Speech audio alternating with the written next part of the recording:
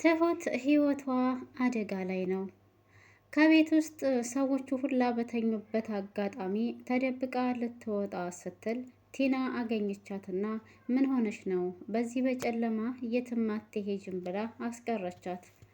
ግን ደግሞ ትሁት ቲናን ይህንን ያክል ያመነችበት መንገድ ባይገባንም ቲና ግን ልክ እንድታምናት ብላ በጭራሽ በዚህ ሰዓት አትሄጅም፣ መሄድም ካለብሽ ችግርሽን ለኔ ነግረሽኝ ከዚያ በኋላ እኔ አመቻችልሻለሁ ትወጫለሽ። አሁን ግን የተኙትን ሰዎች ቀሰቅሳቸዋለሁኝ እንጂ አንቺ አትሄጅም ትልና እንደምንም ትሸዋውዳታለች። ትሁትም የቴናን ንግግር አምና በመቀበል ልትሄድ ካለችበት ቦታ ወደ ቤቷ ተመልሳ ትገባለች። ሰላም ሰላም! ውድና የተከበራችሁ የቻናሌ ቤተሰቦች እንዴት ናችሁልኝ? ሰላም ናችሁ ወይ? ደህና ናችሁ ወይ? እኔ ሰላም ነኝ አልሐምዱሊላ። እንዴት ተለመደው ወደ ቻናሌ በአዲስ ቪዲዮ ተከስቻለሁ። ቤተሰብ ቪዲዮ ስትጀምሩ በላይክ ጀምሩ፣ እስከ መጨረሻው ድረስ አብራችሁኝ እንድትቆዩ በትህትና እየጠየቅኳችሁ ወደ መጣሁበት እገባለሁ። ትሁት እሄዳለሁ ብላ ካሰበችበት መንገድ እንድትቀር ያደረገቻት ቲና ናት። ቲና ግን የእውነት ለትሁት አስባላት ሳይሆን እሷ ለራሷም ከባድ ወጥመድ እያዘጋጀችላት ስለሆነ ነው። ትሁት ደግሞ ቲናን በጣም ነው ያመነቻት። ያንን መንገድ ስለተጠቀመችና ሰው በተኛበት እወጣለሁኝ ብላ ስላሰበች፣ አጋጣሚ ግን ቲና ታጥባ ስትወጣ ነበር በር ላይ የተገጣጠሙት። በዚህ ሰዓትማ የትም አትሄጅም፣ ምንድነው የሆንሽው? የተፈጠረውን ነገር ለእኛ ለምን አትነግሬንም? ለእኔ ንገሪኝ እሺ። ሲጀምር አንቺ የኛ ቤተሰባችን ማለት እኮ ነሽ። እንዴት ተደብቀሽ ለኛ ሳትነግሪን ትሄጃለሽ? ትላታለች። ትሁትም ደግሞ ለነሱ መናገር ያልፈለገችው የራሷ የሆነ ችግር ስለነበረ ምንም አልሆንኩኝ፣ በቃ እንደዚሁ መሄድ ስለፈለግኩኝ ብቻ ነው እያለች ቲናን ለማታለል ብትሞክርም ቲና ግን የዋዛ አልነበረችም እና እሷ በዛ በዚህ ብላ አሽበል ብላ ትሁት እንዲታምናት በማድረግ ወደ ቤት ተመልሳ እንድትገባም አድርጋታለች። ተገባችም በኋላ ችግሯን እንድትነግራትና ይህ ነገር ከዚህ ከቤት ያስወጣል ብላ ታሰበች። ቲና ትሁት የምትወጣበትን መንገድ ልታመቻችላት እንደምትችልና እንደምትረዳት ነበረ ለትሁትም የነገረቻት። ትሁትም ደግሞ ችግሯን በውስጧ እምቅ አድርጋ ይዛ ምንም ሳትተነፍስ ስቅስቅ ብላ ታለቅሳለች።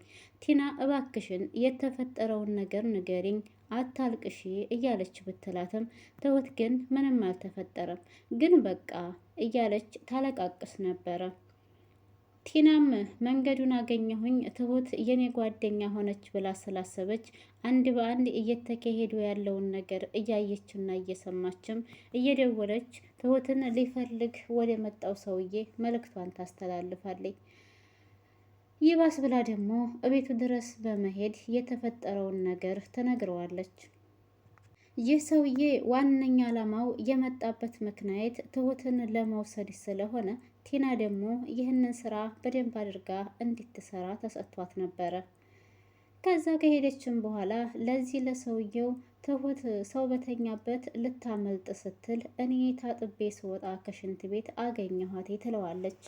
ሰውየውም ይች ልጅ እሄዳለሁ ብላ ከተነሳች በጭራሽ ወደ ኋላ የምትል ሰው አይደለችም። እሷን ጠንቅቄ በደንብ አውቃታለሁ። በጭራሽ ከዚህ በኋላ ከእጄ እንድታመልጠኝ አልፈልግም።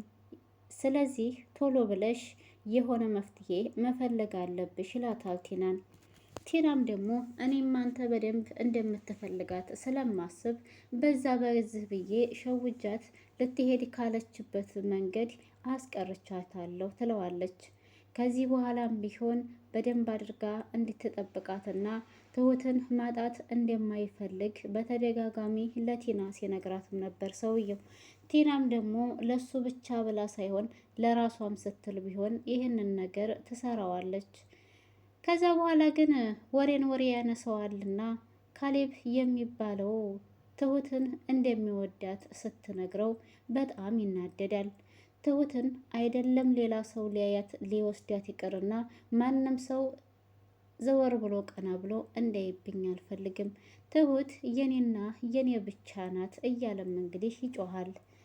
ግን ለመሆኑ ካሌብ የሚባለው ሰውዬ ማን ነው ብሎም ቲናን ሲጠይቃት ቲና ካሌብ የሚባለው ሰውዬ ባሏ እንደሆነ ስትነግረው ወራዶች ናችሁ፣ እንዴት አንቺ ቤት ውስጥ ሚስቱ እያለሽ አንዲትን የቤት ሰራተኛ ሌላ ሴት ሊያፈቅር ይችላል ባልሽ? እንዴት እንደዚህ ሊሆን ይችላል? አጠፋዋለሁኝ እያለም ይጮሃል። ቲናም ካሌብን ቢያጠፋው ምንም ግድ እንደማይሰጣትና ግን አንድ ነገር እንደምትፈልግ ለሰውየው ስትነግረው እሱም ደግሞ ሀብቱ በሷ ስም እንዲሆንላት ትፈልጋለች። ሰውየውም ያንቺ ሀብቴ ምን የምትዩ እንደፈለገ መቅረት ይችላል፣ እኔ ግን ትሁትን በህይወት እያለሁኝ ማጣት አልፈልግም ሲላትም ነበረ።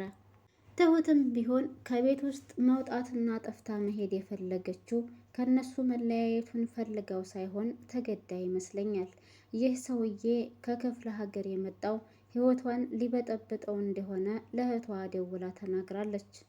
እናም በእሷ የተነሳ ካሌብና አባባ ቤት ውስጥ ያለው ሰው በሙሉ እንዲበጠበጥና እንዲረበሽም ስላልፈለገች ድምጿን ጥፍት አድርጋ ቤት ውስጥ ደብዳቤ ጽፋ በማስቀመጥ ይህንን ደብዳቤ አባባ ወይንም ካሌብ ወይንም ሌላ ሰው አግኝቶ ሊያነበው ይችላል ብላ ስላሰበች ደብዳቤ ጽፋ አስቀምጣ ነበር ልትወጣ ያለችው። ያንን ደብዳቤ ግን ቲና ካገኘችው በኋላ ደብዳቤውን ቀዳ እንደምትጥለውና እሷም መረጋጋት እንዳለባት ነበር የነገረቻት። ትሁትም ደግሞ እሺ በቃ ቀዴሽ ጣዩ ትላታለች። ያንን ደብዳቤ ቲና ተቀዳድድና ወደ በረንዳ ተወረውረዋለች። ማንም ሰው አያገኘውም ብላ ስላሰበች ግን ደግሞ ያችን ቦታ አባባ ብዙ ጊዜ እየወጣ ቆም እያለ ውጩን እየተመለከተ መጽሐፍ የሚያነብባት ቦታ ስለነበረች ወንበር ላምጣልህ እንዲ አባዬ ብላ ትሁትም ወንበር ለአባባ ሰጥታው እዛው ቁጭ ብሎ እያነበበ ፊት ለፊቱ ተቀዳዶ የተጣለውን ወረቀት ያየዋል። ይህ ወረቀት ምንድን ነው ብሎ ስላሰበ ብድግ አድርጎ ምንም ብትጨባብጠውም ቲና የተወሰነም የተጻፈው አለ ነበር። አባባም ያንን ወረቀት ማንበብ ስላለበት በደንብ አድርጎ ያነበዋል። ሲያነበውም የትሁት የተጻፈ መልእክት ነበረ። እሱም አባዬ እንደምወድህ ታውቃለህ፣ እባክህን ተደብቄ ስለሆንኩኝ እንደምትወደኝ እንደምወድህ በደንብ እንድታውቅ ፈልጋለሁና በጣም ይቅርታ፣ ሁላችሁም ቢሆን እወዳችኋለሁኝ። ከዚህ በኋላ ከቤታችሁ ወጥቼ ሄጃለሁ፣ እንዳትፈልጉኝ፣ ብትፈልጉኝና ብታገኙኝም እኔ ተመልሼ ወደ እናንተ ጋር አልመጣም። ለእናንተ ልነግራችሁ ያልቻልኩት ከባድ ችግር የራሴ የሆነ ነገር ስለተፈጠረብኝ ጠፍቼ ሄጃለሁ የሚል ጽሑፍም ነበረ። ይህንን አባባ ሲያነብ በጣም ይደነግጣል። አባባም እኛ አትሄጅም ብለን ስለከለከልናት እሷ በራሷ መንገድ ተደብቃ መሄድን መረጠች ማለት ነው። አይ ትሁት፣ ለካ ባዳ ሲሉት ባዳ ነው የሚባለው እውነት ነው። ባዳ ስለሆነች ነው እንጂ በስተክክሉ ተሰናብታን መሄድ ትችል ነበር። ግን ተሰናብታን ለመሄድ ደግሞ እኛም ፈቃደኞች አልሆንላትም። ይህ ችግር ምን አይነት ችግር ቢያጋጥማት ነው እያለ ለብቻው ያብሰለስላል። ያንን ካነበበ በኋላ ከተቀመጠበት ተነስቶ ወደ ቤት ነበር የገባው።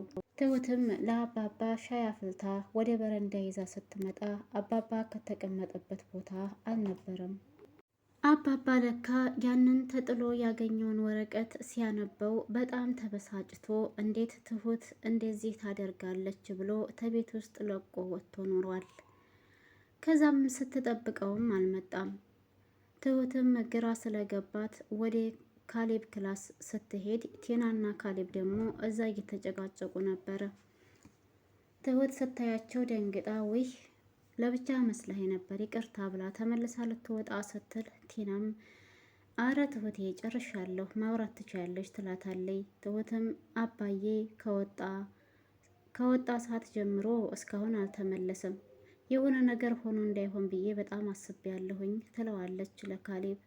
ካሌብም አባዬ ከወጣ አልተመለሰም እንዴ እያለ ይላታል። ቲናም ምንም እንደማታውቅ ትሆናለች።